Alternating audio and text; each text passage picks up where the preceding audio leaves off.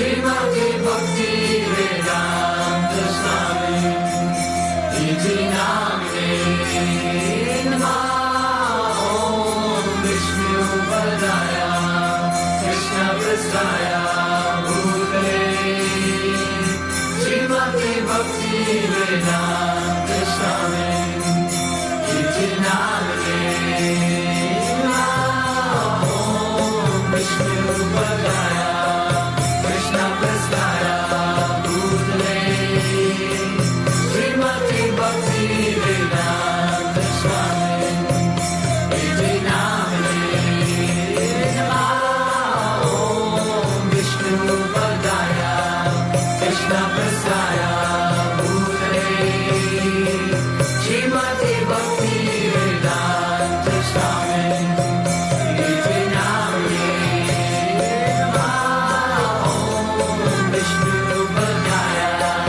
Krishna Prasthaya Bhutale Srimati Bhakti Vedanta Swami Iti Namine Bhaja Shri Krishna Chaitanya Prabhu Nityananda Shri Advaita Gadadhara Srivasudeva Gaur Bhaktivinoda Bhaja Shri Krishna Chaitanya Prabhu Nityananda Shri Advaita Gadadhara Srivasudeva Gaur Bhaktivinoda Bhaja Shri Krishna Chaitanya Prabhu Nityananda Shri Advaita Gadadhara Srivasudeva Gaur Bhaktivinoda Bhaja Shri Krishna Chaitanya Prabhu Nityananda Shri Advaita Gadadhara Srivasudeva Gaur Bhaktivinoda Vande Rupa Sanatana Yaguna Sridhara Gopala Vande Rupa Sanatana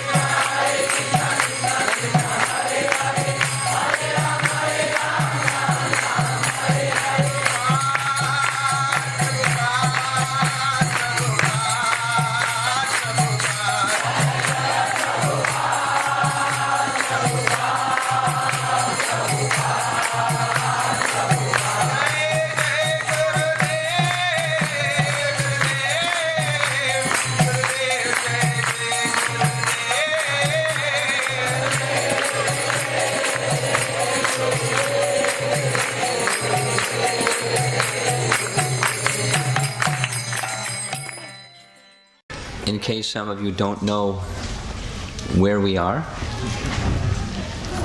this is the most sacred, divine birthplace of Srimati Radharani, called Raval.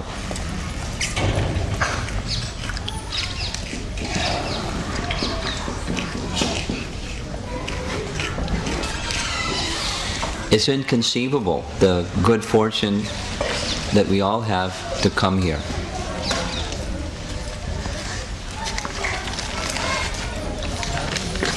Our scriptures teach us that the place of the Supreme Lord's pastimes is not different than the highest planet of the spiritual world, Goloka Vrndavan. In a number of different places the description is given of the realms of material creation we're here on earth within the particular universe in which we find ourselves, the 7 lower planetary systems, Bhumandala, Bhuvar, Svargaloka, the heavenly planets, and beyond the heavenly planets, the teachings of the Western world don't have a clue of beyond the heavenly planets. But beyond the heavenly planets, Maharloka, Janaloka, Tapaloka, Satyaloka. But Krishna teaches in Bhagavad Gita, even up to the Brahmaloka planet, Abbrahma Bhuvanaloka, Purnar Arvartanorjuna, there's this realm of birth and death. So beyond this realm of birth and death is another realm. And in that, to reach that other realm, one must go through 7 layers of coverings. Each layer 10 times greater than the previous covering. One of our devotee scientists, Sadaputta, did a mathematical calculation, and if the size of this universe was like that of a little ball bearing, a little marble,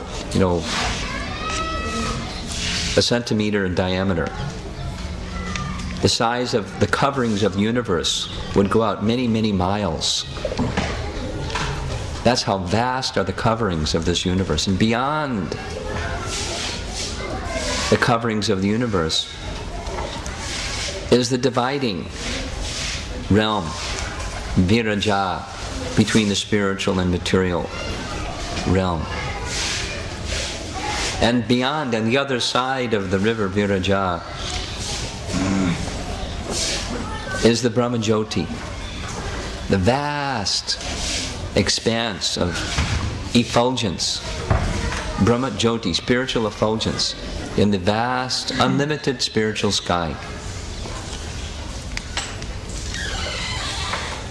And above, or higher than just being in the Brahmajyoti, is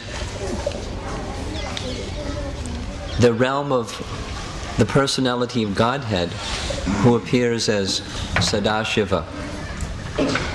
Above this realm of Sadashiva is Haridham, the Vaikuntha realm. And above the Vaikuntha realm is Ayodhya Dham. And above Ayodhya Dham is Goloka Vrndavan. And this Goloka Vrndavan is also divided into different quadrants, where the eternal realm of Dwarka, Mathura, and Vrindavan are situated. Of those 3 divisions of Goloka Vrindavan, the most confidential and intimate is the realm of Vrindavan. And in that realm of Vrindavan, there are degrees of intensity of love, all in the condition of pure love, but degrees of intensity, of selflessness in that realm of rasa in Vrindavan. Topmost of them all is the Madhurya rasa. Topmost of the Madhurya rasa are the principal gopis. Amongst the principal gopis, the Ashtasakis and Radha.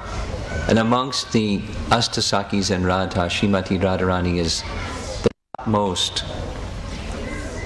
And that realm of the highest position that one can achieve in all of the spiritual and material existence is not different, exactly where we are situated right now. How fortunate.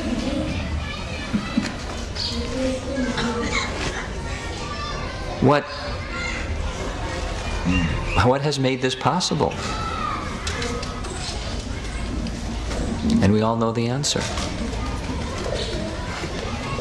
The divine mercy of Srila Prabhupada, representing the disciplic succession, but in a most compassionate way, extending abundantly, profusely, unlimitedly this mercy to one and all, to receive through the process of devotional service direct association with this transcendental realm.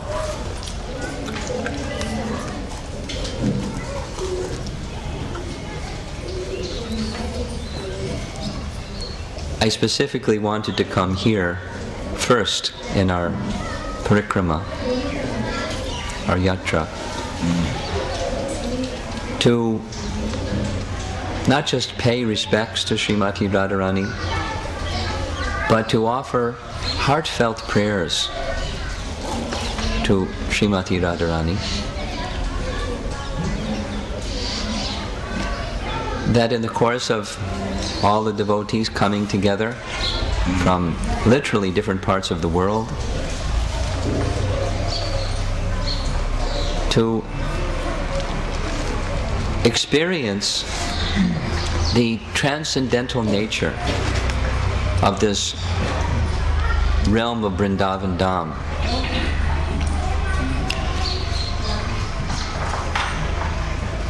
When we visit such a sacred place, our consciousness has to be adjusted or a little different than how we might conduct our ordinary affairs in day-to-day life. And in fact, that's why we've come, is to go more deeply into the mystery of Krishna's transcendental appearance and activities.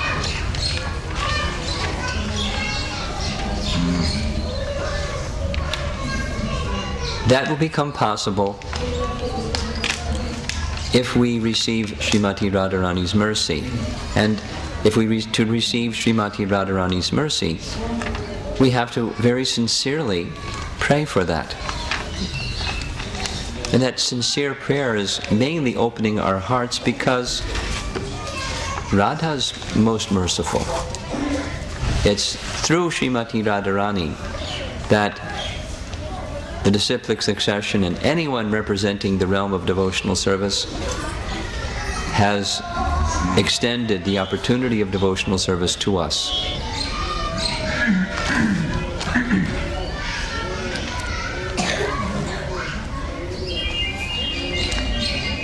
So we'll revisit this particular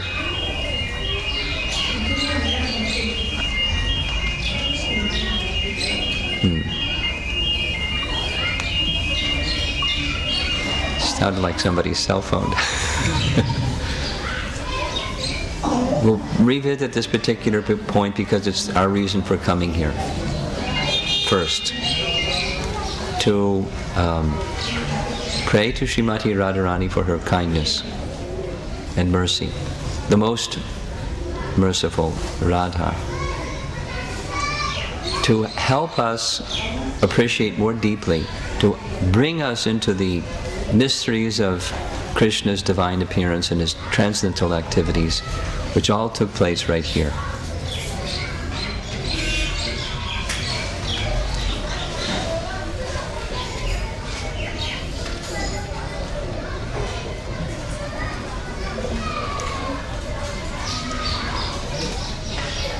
The appearance of Srimati Radharani is a very wonderful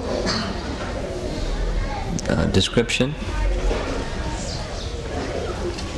She appeared as the daughter of Vrishabhanu and Kirtida. Vrishabhanu and Nanda Maharaj were very, very, very dear friends. Imagine the two personalities who made arrangements for Radha and Krishna to appear were pure in their devotion. And as a result of the purity of their devotion, so intimately were they connected to one another as the dearmost friends.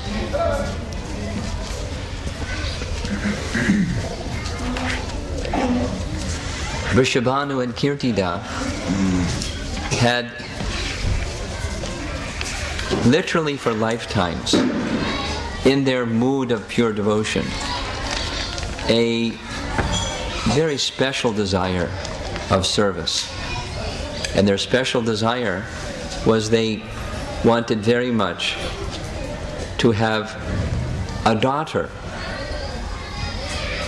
like the goddess of fortune, or the goddess of fortune as their daughter. And long austerities were undergone by them in order to purify themselves, to qualify themselves for such an elevated desire. They were living in their ancestral place in Varsana. We'll be visiting Varsana later during this yatra. And much like Nanda and Yashoda, Vrishabhanu and Kirtida were without children. So together, Nanda and Vrishabhanu decided that perhaps if they came near the river Jamuna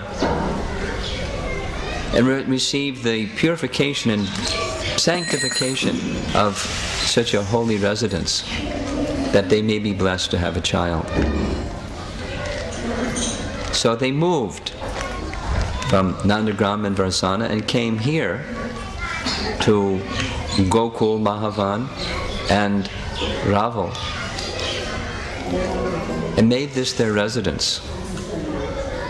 When we go to take prasadam, we'll go out this gate and make a left-hand turn, and we'll see that there's a dried riverbed where the Jamuna used to flow. So right by, just on the other side of this wall, the river Jamuna was flowing. So one morning, before the rising of the sun, Vrishabhanu went to take his bath in the Jamuna, and he saw something very astonishing. He saw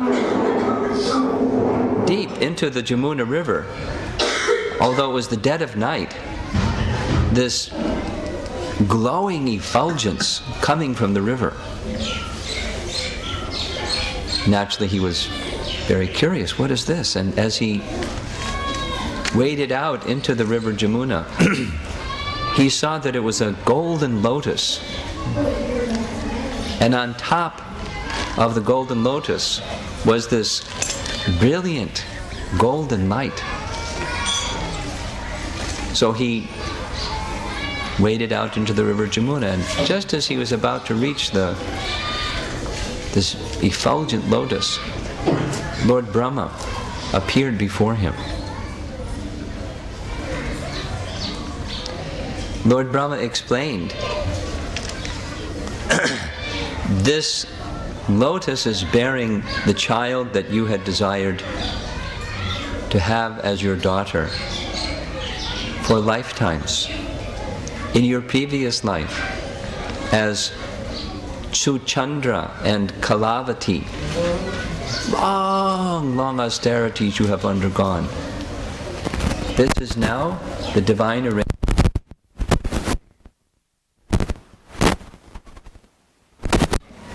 Please take care of her. And so, very excited, Vrishabhanu went to the lotus and looked inside the petals of the lotus and saw a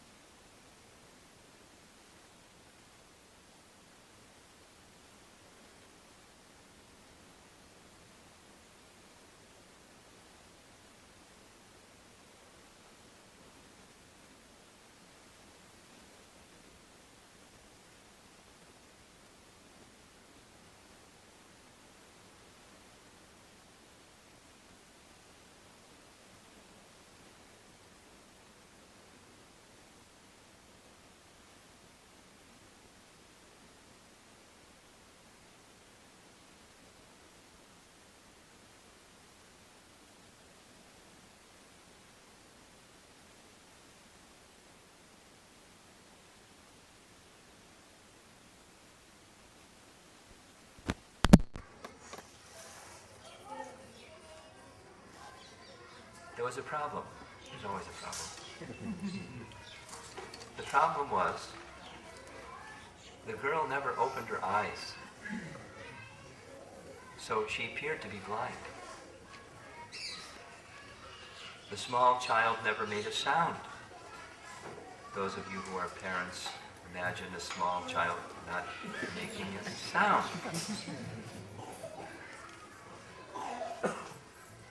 And she made no response to any sound they made.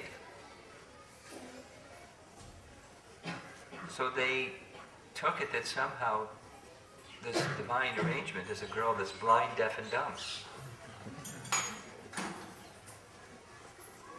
which was very mysterious to them, but nonetheless a divine arrangement.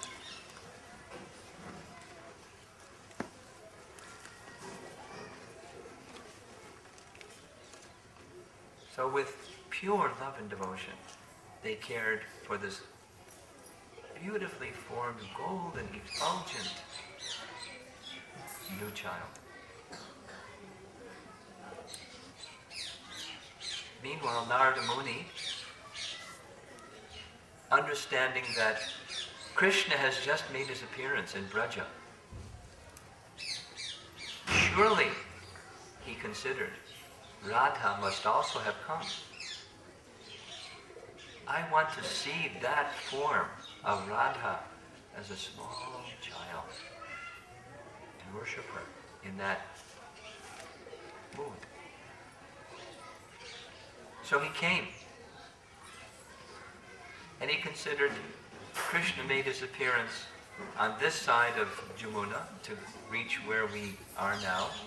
We crossed the Jamuna River. The Jamuna River right now looks pretty skinny, pretty dry. Normally, the Jamuna is very fast-flowing waters. So over on this side, Krishna appeared. So somewhere here in Gokul, somewhere here in the forest of Mahavan, somewhere on the eastern side of the river Jamuna, Radha must have appeared. So he decided he would do what renounced personalities will sometimes do, to give their blessings to the newborn children. So he went from home to home here in Gokul, visiting every home, asking, is there a newborn child in this household? I would like to give my blessing. Oh yes, yes, newborn child. And each child that was presented, Narada gave his blessings, but he was considering, this is not Radha, this is not Radha. Where is Radha? Where is Radha? Where is Radha? Where is Radha? Then he came here.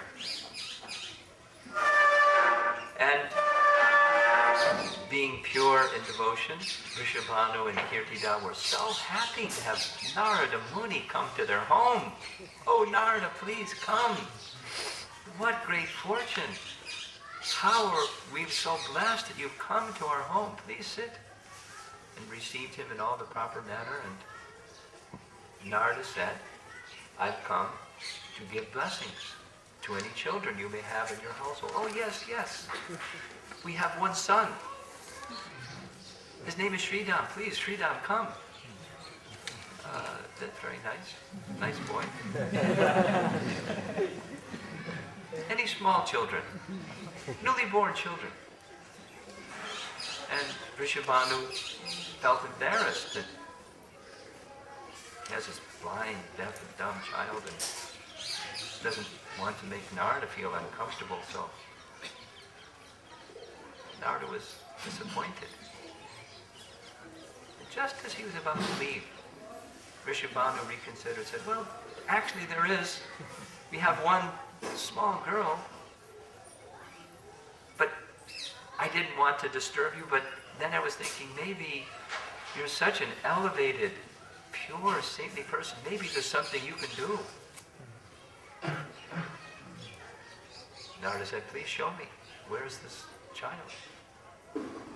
Yes, a young girl.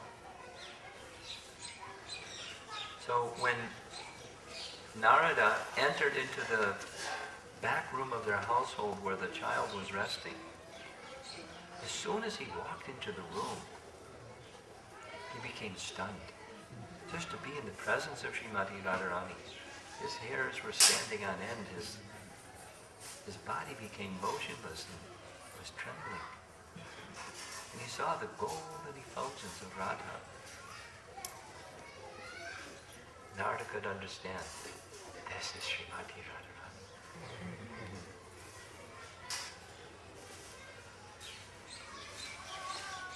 So Vrishabhanu explained, this girl, from the time that we received her in this very special way, she appears to be blind, deaf, and dumb. And is there something that you can do, Narada? Narada said, yes, I know some very special mantras. Perhaps, by the grace of the Lord, I can, but I'll need absolute silence and absolute privacy. Oh, yes, yes, whatever you wish. If you need any paraphernalia, anything that you like. So he locked the door from the inside. Immediately paid his obeisances before Srimati Radharani. And gathered the paraphernalia and offered her arti and was singing beautiful songs in praise of Srimati Radharani and worshipping her to its heart's content.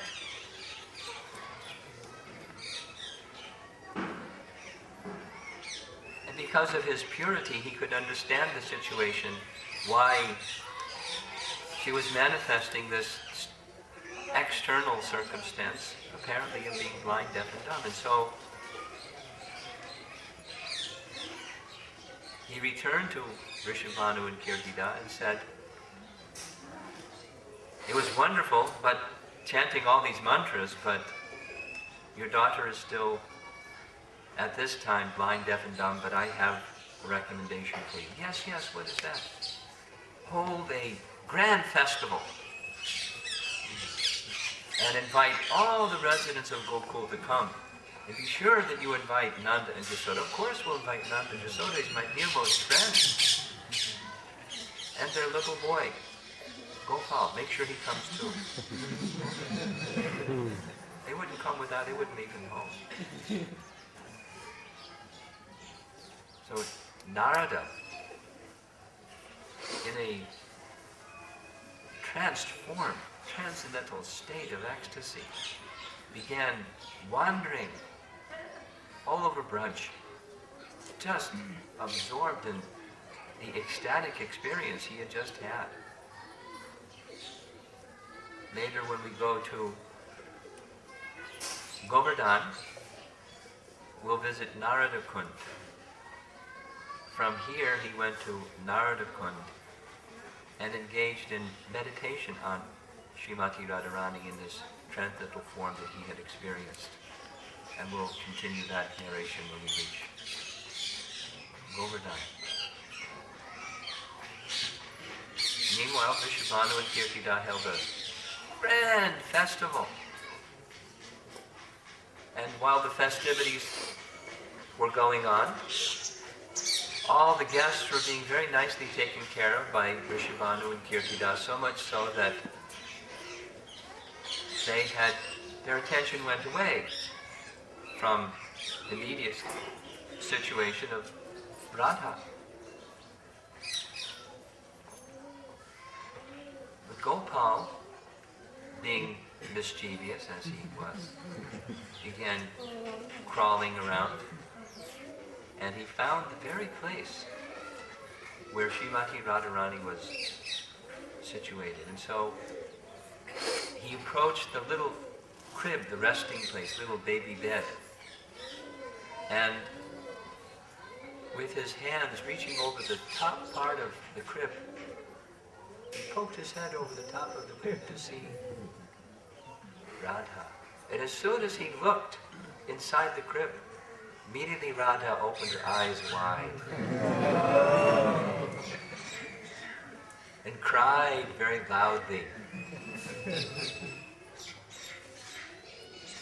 Because Radha has no interest in anything other than Krishna. So she had no reason to see, hear, or speak anything. But as soon as Krishna came, then there was reason to open her eyes and see and make some sounds and to hear Krishna's holy name. When Radha began calling out loudly, all the residents in the household, they heard and they came running. And such a miracle. Narada Muni has done this miracle. He's made an arrangement because of this festival. Now Radha can see. Now Radha can speak. Now Radha can hear. Oh, Narada Muni, we are so fortunate that you come to our home and blessed us.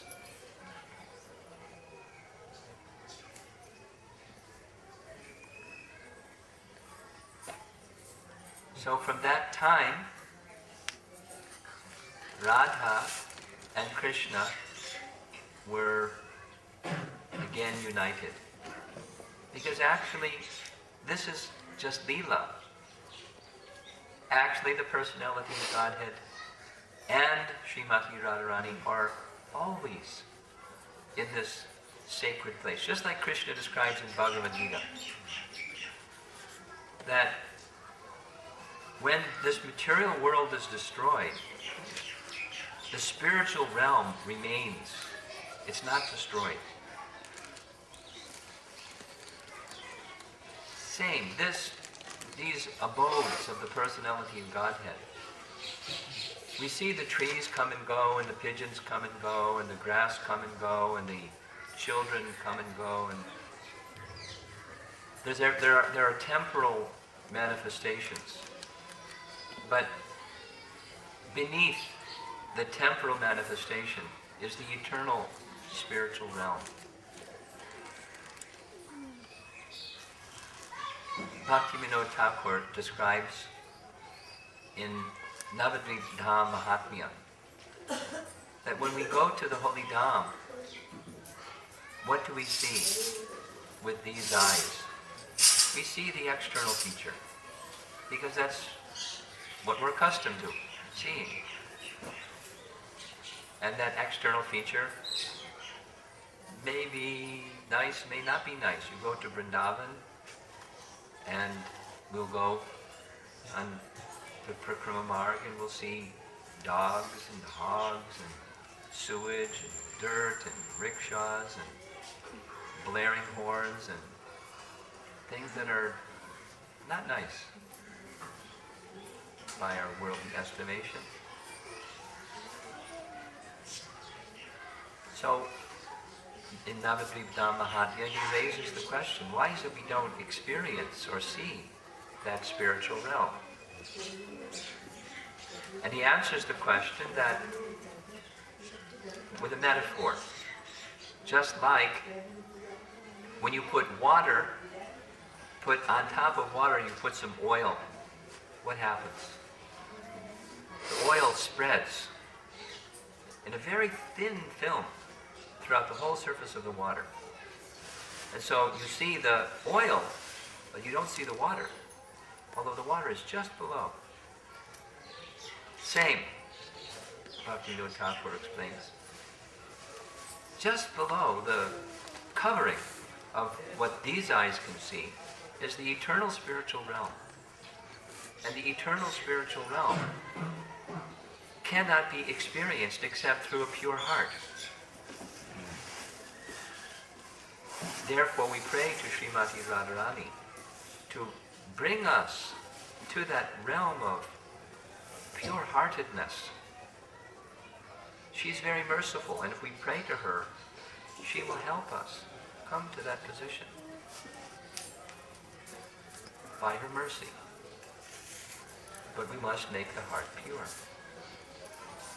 So we come on pilgrimage to the Holy Dham because of the incredible spiritual potency invested in these places.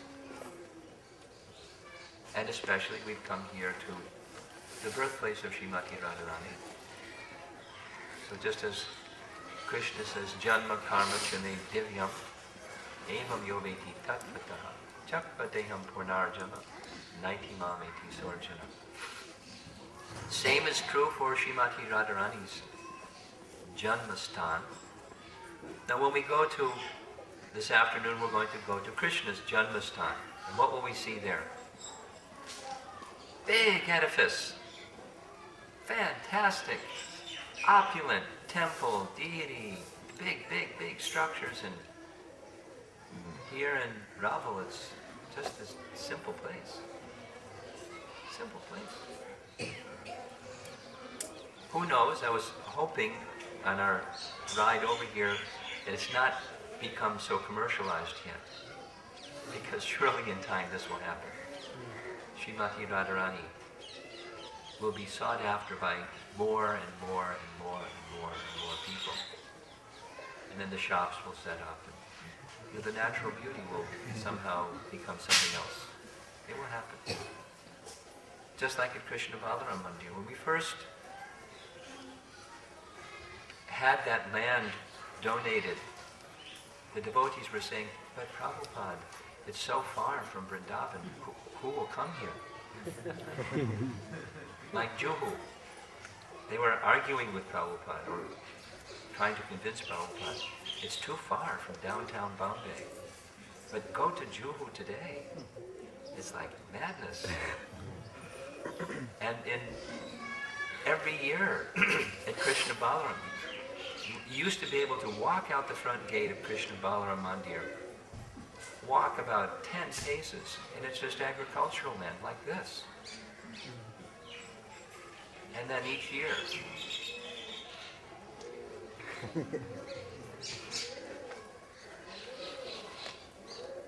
so one day, maybe, Raval will come to visit and we won't even recognize. But now it's very simple. Very simple.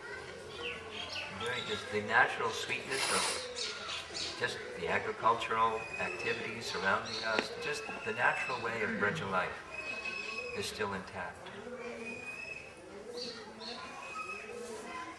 Beneath the surface is the transcendental Dham. She has chosen this place to appear. This is her eternal residence.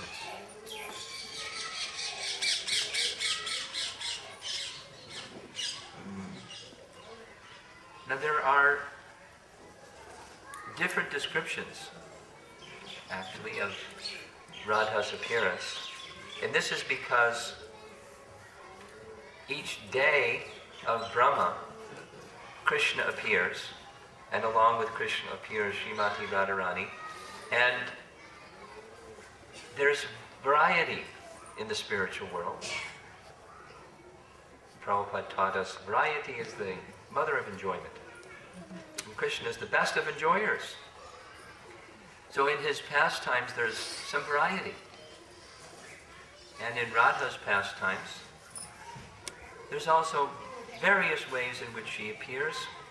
In one Radhastami lecture in Montreal, very early in our movement, 1968, something like that, Prabhupada gave a lecture on Radhastami Day, and he described the appearance of Srimati Radharani to be very much like how Sita appeared. From the plowing of the field, and from the field came Sita. Prabhupada told a very similar, practically identical narration of Radha's appearance. Vrishabhanu, to prepare for a yajna, was personally plowing in the field, and from the field came little golden child, Radha.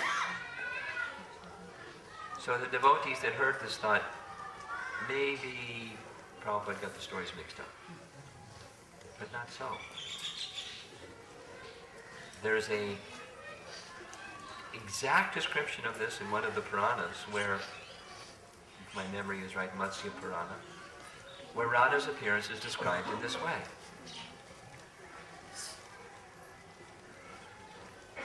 And in fact, in Rupa Goswami's Lalita Madhava, he describes yet another very amazing appearance of Srimati Radharani. Now, Rupa Goswami is our Rasa Acharya. He's specifically empowered by Lord Chaitanya to understand all about rasa. And he has written many books, but 2 dramas, Lalita Madhava and Vidagdha Madhava. And in Lalita Madhava, he describes this particular appearance of Radharani as follows. It's a dialogue between Gargi and Purnamasi. We're going to hear Purnamasi's name mentioned a number of times, so I'll just introduce her in the persona of the drama of Braja. Purnamasi is Yogamaya. Now we know, in fact already mentioned, that Yogamaya is the potency by which Krishna engages in all of his transcendental activities. Through the agency of his own potency, Krishna arranges all types of things. Yogamaya in Krishna's Braja Leela is Purnamasi. So Purnamasi is disclosing to the daughter of Sandipani Muni. Who is Sandipani Muni? Prahlad. Who is Sandipani Muni? Krishna's teacher. Right. Krishna and Balaram went to the school of Sandipani Muni. Sandipani Muni had a daughter, and her name was Gargi. So Gargi is hearing from Purnamasi about how Radha appeared, described in Lalita Madhava. Purnamasi describes that sometimes we hear that Radha is described as the daughter of the Vindhya hills. Do you know how that happened, Gargi? No, can you please tell me?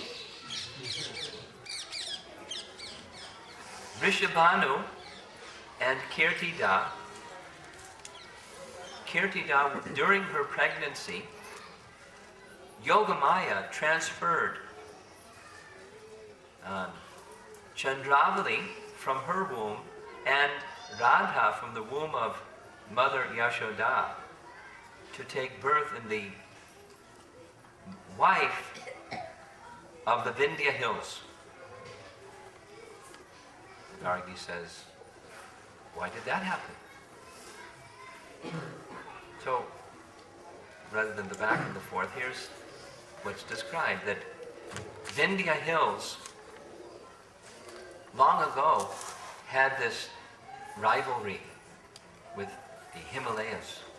And when it's trying to grow taller and compete with the height of the Himalaya hills, recognizing the pride in Vindhya's heart, Agastya purposefully came to visit there. And to receive Agastya, Vindhya bowed his head. Agastya said, very good, stay in this bowed position until I return. And he never returned. So Vindhya was obliged to remain lower than the Himalayas. But he had this desire to somehow compete. This is material desire, not a spiritual desire. Competing. Prabhupada has taught us that in the mood of Vrndavan is not material competition, but a transcendental competition. What's the distinction between material competition and transcendental competition? We all know what material competition is. You push the other person down so you go up. You try to surpass. If you can't surpass, you push them down. So you're up. You feel good because now I won. Transcendental competition is to assist another to please Krishna more. Because when the goal is Krishna should be pleased, and when Krishna is pleased, then we're successful. That's the greatest, is that Krishna is pleased. So one gopi may try to make the nicest garland, or to sing the nicest, or to do something in such a nice way that Krishna will be pleased. When Krishna is pleased, then all the other gopis become pleased because Krishna has been pleased. That's transcendental competition. There's no envy involved. India had this other thing going on, where if I can't be taller than the Himalayas, then I'd like a son-in-law greater than the Himalayas. So what's the connection? The daughter of the Himalayas is Parvati, or Gauri. When Sita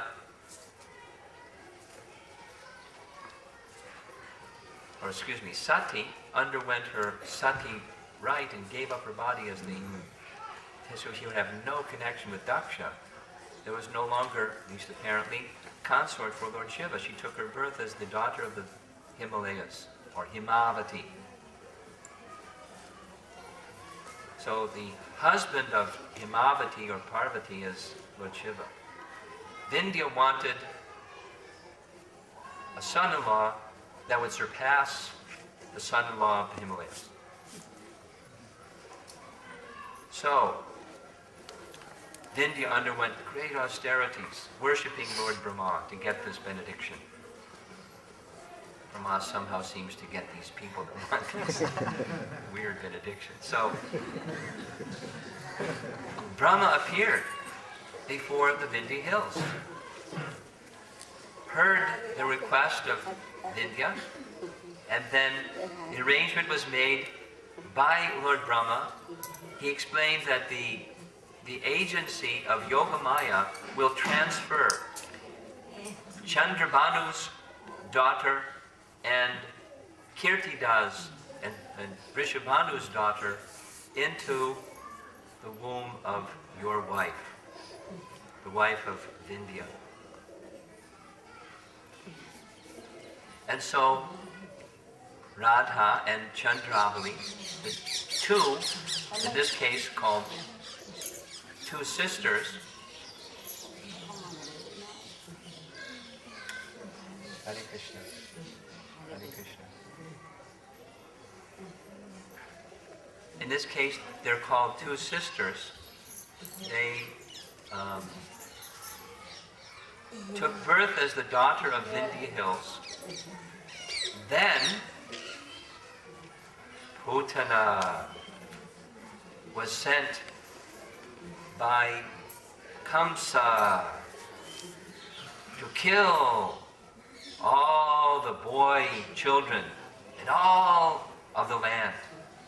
So she came to the Vindhya Hills and scooped up Radha and Chandravali, and by her mystic power went flying through the air, because she had this mystic power of a Kechari.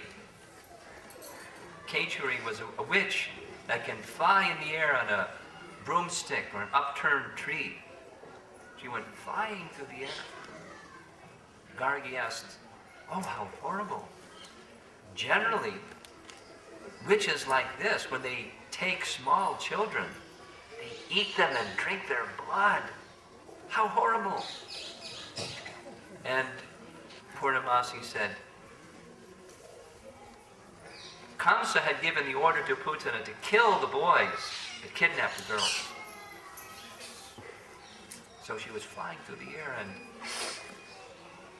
the Vindhya recognized that his daughter had been kidnapped. So he got brahmanas and performed brahmana curses that would destroy the person who had kidnapped his children. Knowing this, somehow Putana came to understand this happened. So as she was flying through the air, she dropped the children to the ground.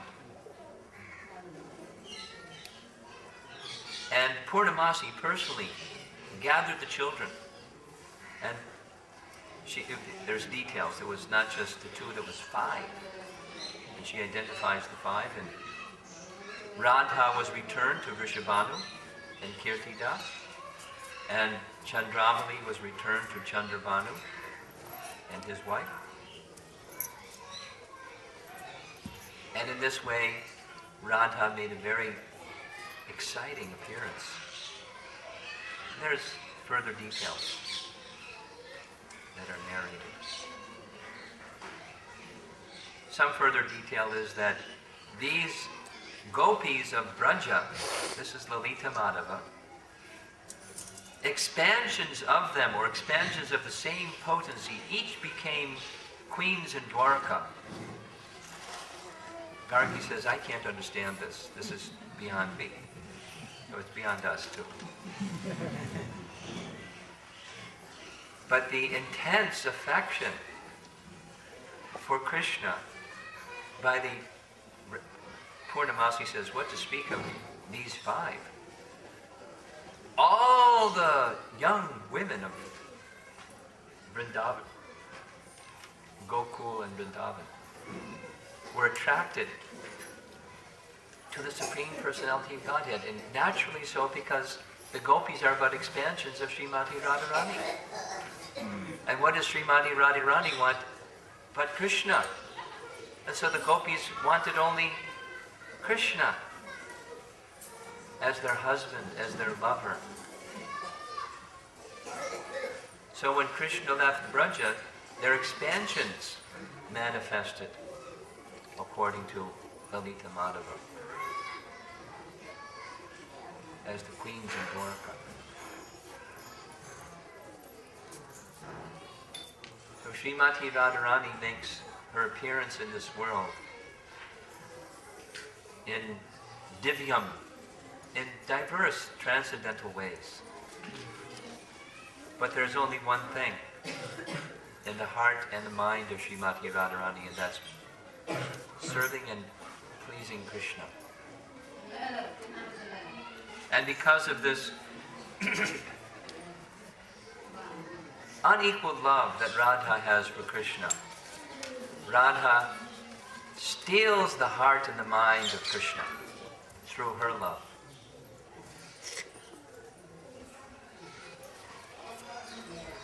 When we call Radha in the vocative, it becomes Radhe. So the other night, perhaps before some of you got here, there was behind us, behind where the guest, Krishna Balaram Mandir guest house, there was a group singing Radhe Krishna, Radhe Sham, Sham Sham, Radhe Radhe, just like, a different mantra than our Hare Krishna mantra. But this name of Hara, in the vocative becoming Hare, is very significant. It's a name of Radha, but we say, when people ask what's the meaning of this mantra, Hara refers to, or Hare refers to the internal energy of Krishna. That's Radha. It's not somebody else. It's Radha. But Radha, who steals the mind of Krishna with her love.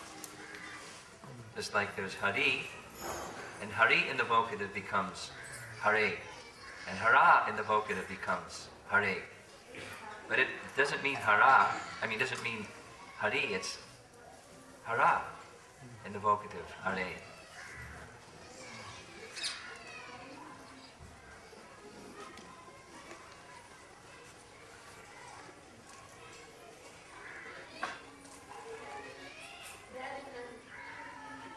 When the Govindaji deity of Braja was found by Rupa Goswami, the beginning of the worship of Govindaji, and for that matter, Gopinath and Madan Mohan, the deities of Braja, they were worshipped without Radha by their side. The understanding of that type of worship amongst the followers of Lord Chaitanya was that within the heart of Krishna, who is there? Radha. So by worshipping Krishna, they're worshipping Radha Krishna. But the son of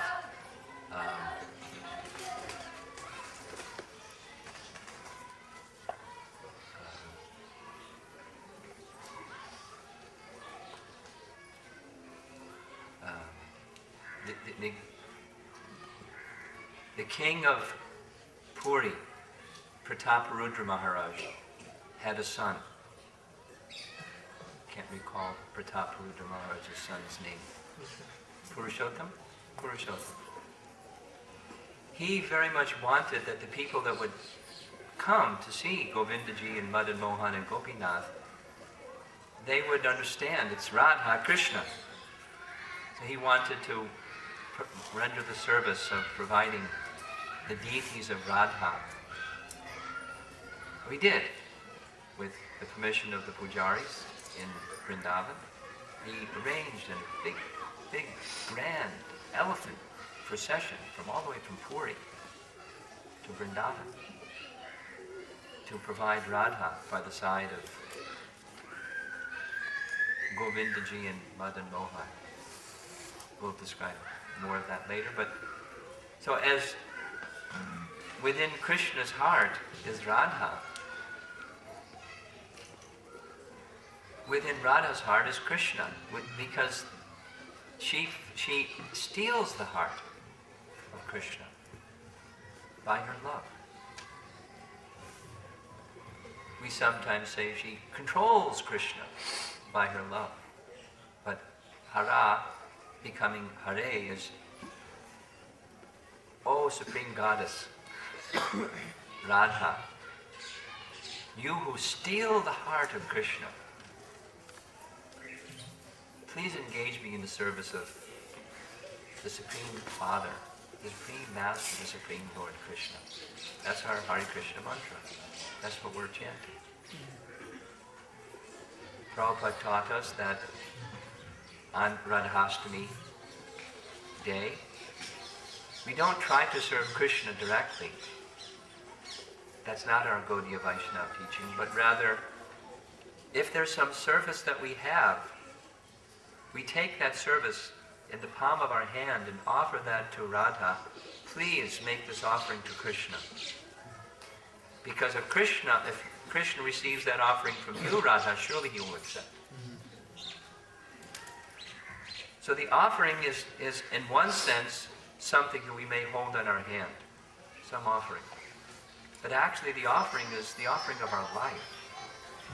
The teaching of pure devotion is that we offer not just something, that's karma yoga. Well, something of the fruit of our work unto Krishna. But we offer everything to Krishna, not just our possessions to Krishna, our body to Krishna, our words to Krishna, our very life to Krishna. And we're so insignificant. Why would Krishna want to accept? But if Radha comes to Krishna and says, oh, very sincere offering, please accept. Take this soul as yours. It's through the mercy of Radha that will become possible. And so we come here first to Raval to make this prayer to Srimati Radharani with our hearts, that Radha kindly accept our lives in service to Krishna. Make that gesture to Krishna, that Krishna accepts our lives as dedicated unto his service. By her mercy, may she kindly accept our offering.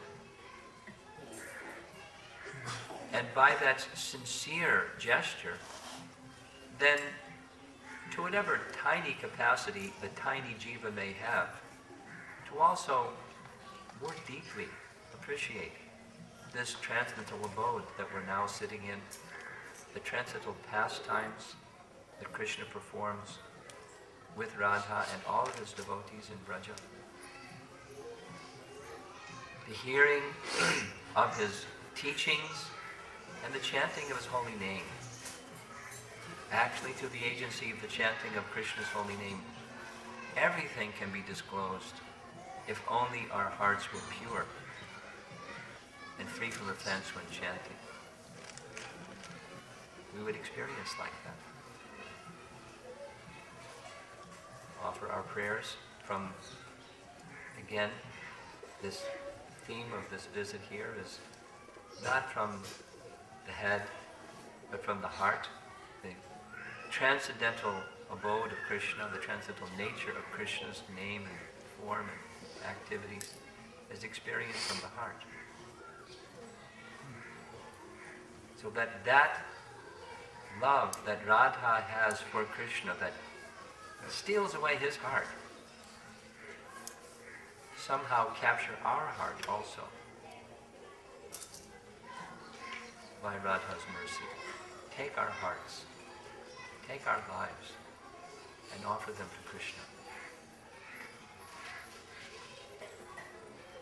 Srimati Radharani ki Jai.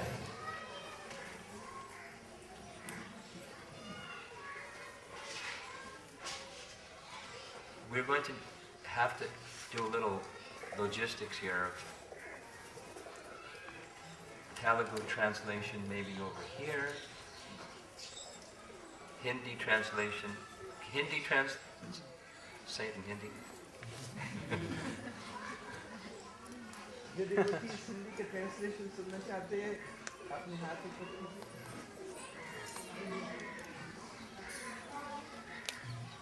So, over there, say it in Hindi. इस तरफ आ जाइएगा.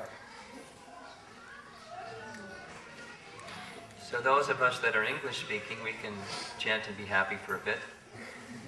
I want to say a few more things about Radharani in this place, and then again a little translation and then practice. Gaurange, Radhe Vrndavaneshwari, Vrishabhanu Sute Devi Pranamami Hari Priya. For those of you that are not familiar,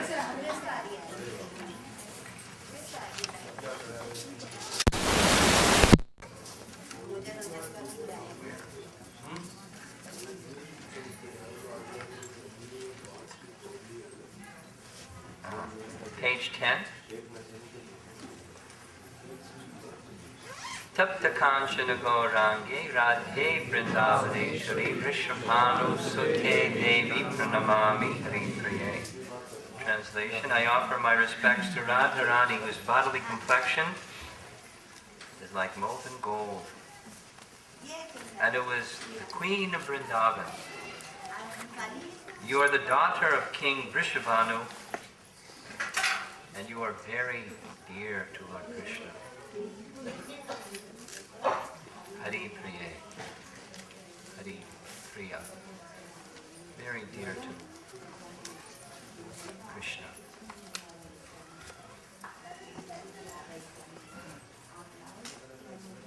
Chaitanya Mahaprabhu has taught us that the love of Srimati Radharani is not equaled anywhere. The love of the gopis is not equaled anywhere. Now, how do we understand this? The love of Mother Jasoda, the love of Balaram. How do we understand the topmost quality of love? Our acharyas describe that the topmost status is the degree of selflessness of the love of the gopis.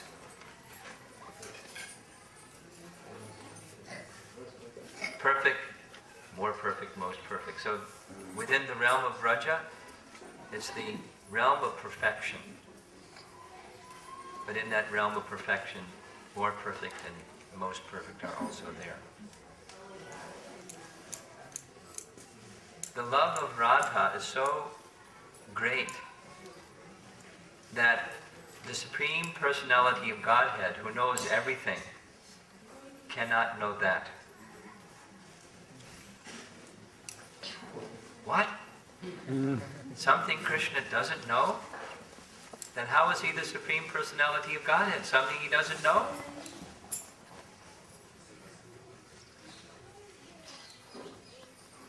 Krishnadas Kaviraj describes this mystery. The mystery is resolved this way, that he says, there are some poets that say the love between lover and beloved are equal. But they're wrong. Because in the case of the love of Radha for Krishna, Krishna considers, I am the king of rasa, I'm Rasaraj.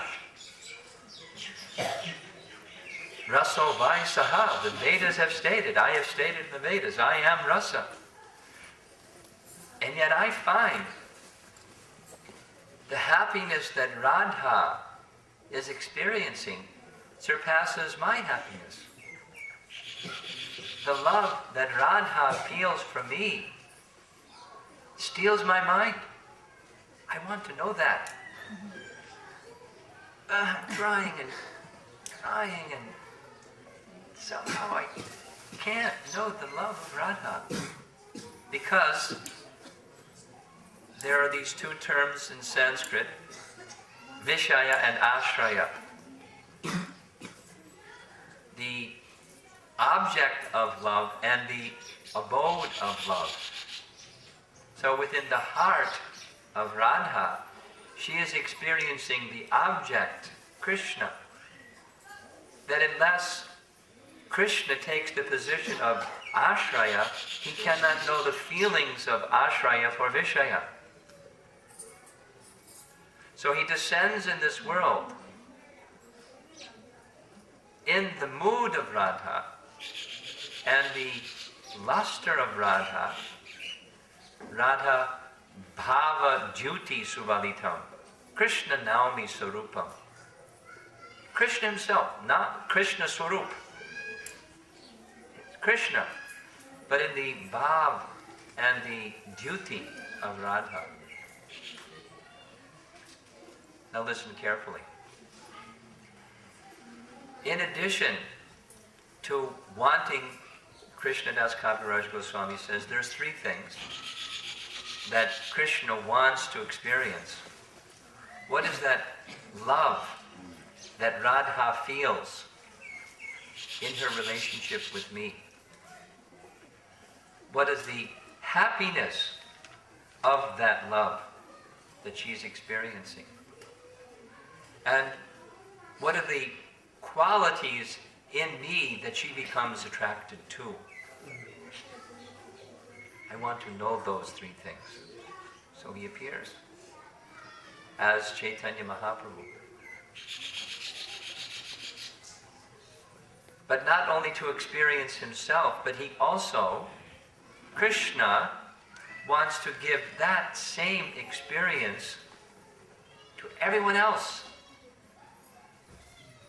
Namo Mahavadanyaya Krishna Prema Pradayate Krishnaya Krishna Chaitanya Namane Gora Krishe Namaha. Now we can't experience as Radha experiences, because we're not the Lord's internal pleasure potency. But by the mercy of Chaitanya Mahaprabhu, we can have some sense of that. And what is that some sense of that we can experience? Gopi Bhartur Padakamali or Dasa Dasanudas. Not that we try to experience the love that Radha has for Krishna. That is insane. But if we take the position of being the servant of the servant of the servant of the servant of those who are so intimately serving Radha as the gopis are serving Radha. In that way we can experience a happiness that knows no comparison. And the primary medium for that experience, that mood of service, comes through the chanting of the Hare Krishna Maha Mantra. It's so simple. Even a child can do. Hare Krishna, Krishna Krishna, Hare Hare, Hare Rama, Hare Rama. Within that simple mantra is this seed of the compassion of Chaitanya Mahaprabhu, of the most compassionate Srimati Radharani. Srimati Radharani is the highest. At the same time, her compassion is the greatest upon all. And in this mood of Chaitanya Mahaprabhu, Mahaprabhu wants to give that love that's experienced in Braja by the most purified souls, in this most elevated flavor of love, or rasa of love. He wants to give. Krishna Prema Pradayate, through the chanting of the holy name. So each place that we're going to be visiting, I want to just give a little bit of some of the rules for parikrama, performing visits to the holy dham.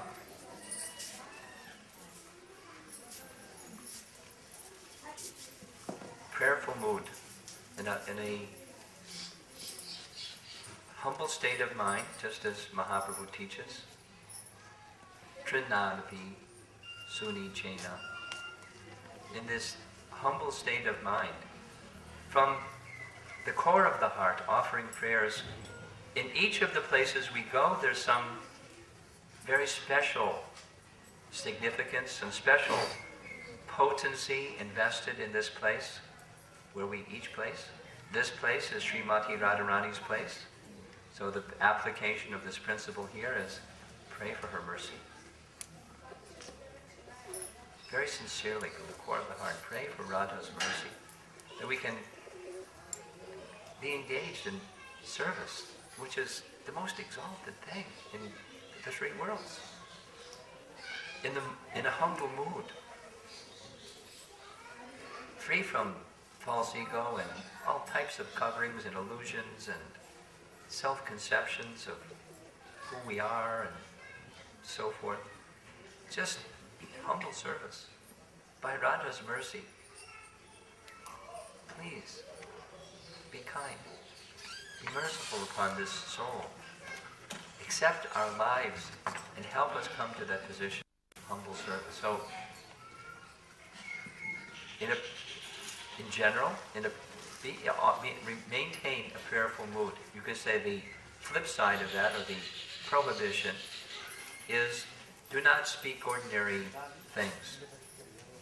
Just like when you go into the temple, and this is, any religion of the world, you go into the place of worship, and what do you do in the place of worship? You don't speak ordinary things. Even, in other religions, you don't do that. That's very sacred. That's Kanishta Adhikari. But here we are, in the Holy Dham, where every particle is Chintamani. It's touchstone. Every tree is a Kalpavriksha tree. This is the eternal abode of Srimati Radharani, where she makes her appearance. We're in that place. This is the temple room. The whole place. So our speaking should not be on ordinary topics for some particular service that must be done. Otherwise, hear and discuss the topics again and again and again, and chant the holy name and be absorbed in that calling out from the heart mood for the mercy of the place where we are. This is our Gaudiya Vaishnava teaching. Always calling for this mercy.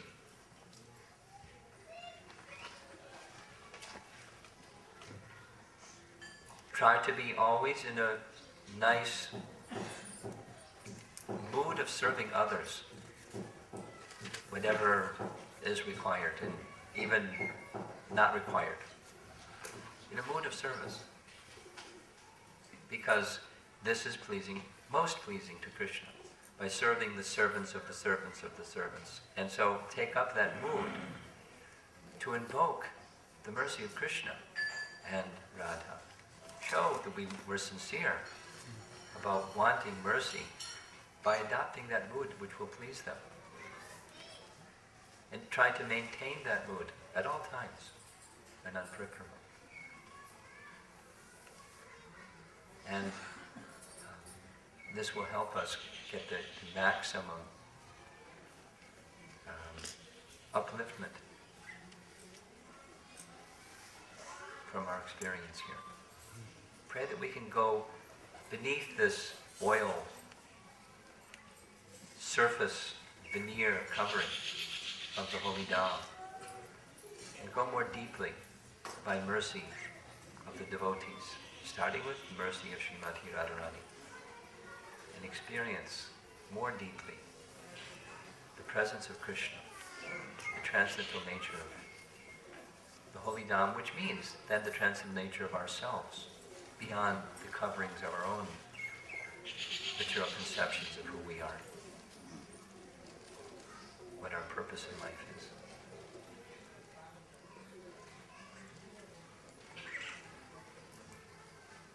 Thank you very much. Srila Prabhupada ki jai. Namaste,